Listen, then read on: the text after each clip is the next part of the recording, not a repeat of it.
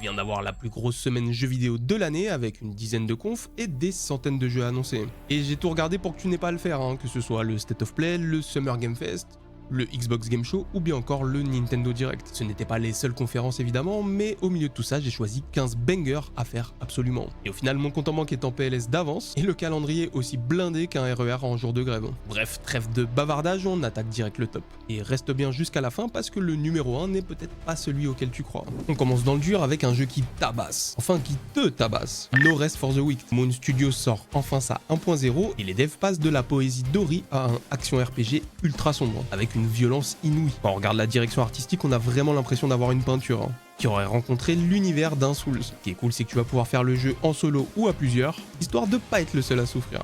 Personnellement, j'ai résisté de toutes mes forces pour ne pas toucher à l'Early Access. Mais là, en octobre, avec la sortie, je peux te dire que ça va y aller, hein. On parlait d'exigence un peu plus tôt, et du coup, on est obligé d'enchaîner avec Wulong 2. La Team Ninja revient plus rapidement que prévu, et même si j'avais trouvé qu'il y avait beaucoup de recyclage des anciens jeux dans le premier opus, j'ai assez aimé le système de combat pour revenir sur le 2. Et puis bon, un jeu basé sur le système de pari, je dis jamais non. En plus de ça, on nous a promis un jeu encore plus nerveux, avec plus de verticalité, donc ça va tabasser sévère. Et ne t'inquiète pas, si tu aimes les jeux d'action, ce n'est pas le seul dans le top. Et avant ça, on passe à des licences qui ont été ressuscitées littéralement. Je parle bien évidemment de Spyro.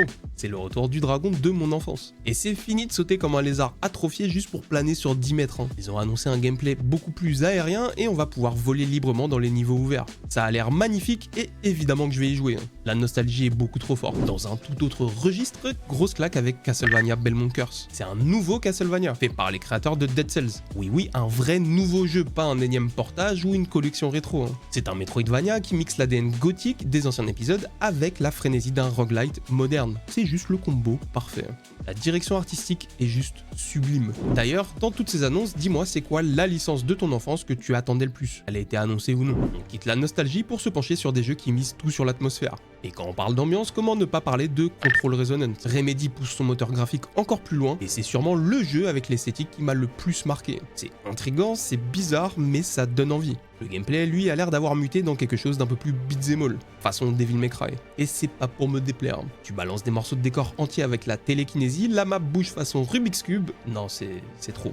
Et mention spéciale à la musique du trailer qui est un banger. On reste dans les jeux à ambiance avec Resonance A Plague Tale Legacy. Après la fin de Requiem, je pensais sincèrement que la licence était pliée, mais apparemment non. Notre Last of Us à la française est de retour et l'ambiance est toujours aussi oppressante. Et j'ai même l'impression que c'est encore plus beau visuellement. Dans la chronologie, on recule de 15 ans avant les événements de Requiem avec une aventure inédite qui va mêler combat, mythologie et grosses révélations. On enchaîne avec le retour d'une licence qu'on n'attendait plus, The Wolf Among Us 2. 13 ans après le premier jeu, c'est enfin le retour du grand méchant loup. L'attente a été interminable, donc j'espère vraiment que le jeu est quali. On reste bien évidemment sur un jeu narratif à choix multiples, un genre qui avait été essoré à l'époque, mais qui aujourd'hui est loin d'être saturé. Donc ça va faire du bien. Et pour boucler ce chapitre ambiance et vieille licence, on a Onimusha Way of the Sword. On n'est plus sur 13 ans, là on est sur 20 ans. 20 ans d'attente. Que ce soit avant Sekiro, avant les Nioh, il y avait Onimusha. Capcom ressuscite la licence avec le RE Engine. Et c'est vraiment pas mal. Des katanas, des démons, un Japon féodal. Bref, tout ce qu'on aime. Pour avoir fait la démo, le système de contre est ultra satisfaisant, même s'il m'a aussi montré qu'il y avait encore un bon coup de polish à faire. Le boss et les gros ennemis c'était insane, par contre le reste... Bon, on arrive sur les très gros morceaux, ceux qui vont te rentabiliser ton achat, à commencer par Fable. Playground Games, les créateurs de Forza Horizon, ont la lourde responsabilité de s'en occuper. Programme humour britannique ultra cynique et des graphismes qui sentent enfin la vraie next-gen. Mais ne t'inquiète pas, tu pourras toujours être un énorme con. L'univers d'Albion a l'air organique, bref juste dégoûté qu'ils aient reporté la sortie pour éviter GTA 6. Je ne reviendrai pas sur la polémique de la VF qui mériterait une vidéo à part entière, mais c'est juste dommage pour nos doubleurs français. On passe à une licence plus niche, mais que j'adore, Fire Emblem.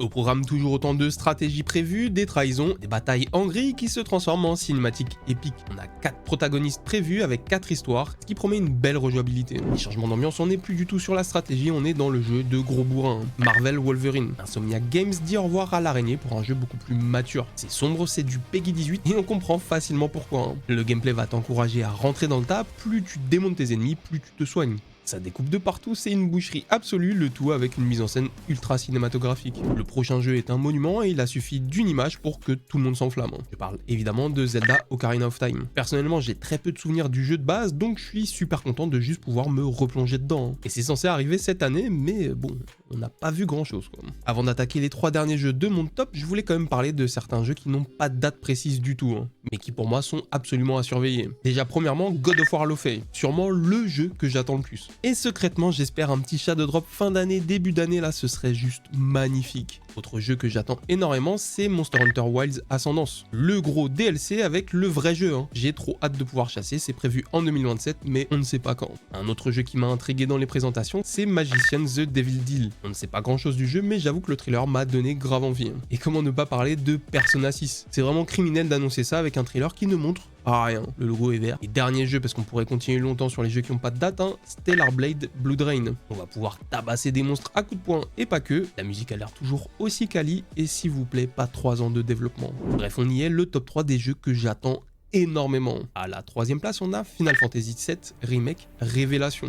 C'est la conclusion, la fin absolue de la trilogie. Si tu as fait Rebirth et que tu as vu l'échelle du jeu et la maîtrise des combats, tu sais ce qui nous attend. La partie 3 s'annonce comme le RPG à ne surtout pas rater. Hein. J'espère juste qu'ils vont revoir leur approche du monde ouvert. Parce que si je vois encore une tour à activer là, je vais péter un câble. À la 2e place, on a Strangers Than Heaven. Sûrement l'un des plus gros projets jamais pondus par les créateurs de Yakuza. Et ça m'a mis une bonne claque. Hein. On plonge dans un Japon alternatif qui aurait pu exister dans une autre vie, avec 5 villes différentes, plusieurs époques, et un cast complètement improbable. Le jeu va avoir un focus sur la musique qui a l'air dingue, et sur le papier c'est juste un 10 sur 10 de base. Et en numéro 1, celui que j'attends le plus, ironiquement, et le jeu qu'on a sûrement le moins vu de toutes les annonces, c'est Phantom Blade Zero. Un jeu d'action avec des combats ultra stylisés et des boss fights millimétrés. Les devs ont bien insisté, ce n'est pas un soul-like. Et franchement, c'est une bonne nouvelle parce que le genre commence à être un poil saturé. Hein. Visuellement, c'est une masterclass, les animations sont tellement fluides qu'on a du mal à y croire. Et on a déjà vu énormément de gameplay. À ce stade du développement, c'est rassurant. Si tu ne dois faire qu'un seul jeu d'action cette année, pour moi, c'est celui-là. Et j'en attends beaucoup, donc j'espère ne pas être déçu. Et voilà, ça c'était ma petite sélection. Il y a évidemment énormément d'autres titres qui méritent d'être évoqués. Et pour un joueur multigaming comme moi, le buffet là, il est presque un peu trop grand. Je vous mets juste le calendrier de septembre-octobre là. Va falloir choisir entre dormir et jouer. Hein. Tout ça parce que tout le monde a fui GTA 6. Mais bon, ils ont raison, hein, totalement. Sauf Phantom Blade Zero, qui eux ont dit on s'en fout, notre jeu il est quali, on s'en fout. Incroyable. Bref, dis-moi en commentaire, c'est quoi le jeu que tu attends le plus cette année ou début d'année? Et évidemment, si tu as aimé la vidéo, n'hésite pas à liker, partager et t'abonner. Peace!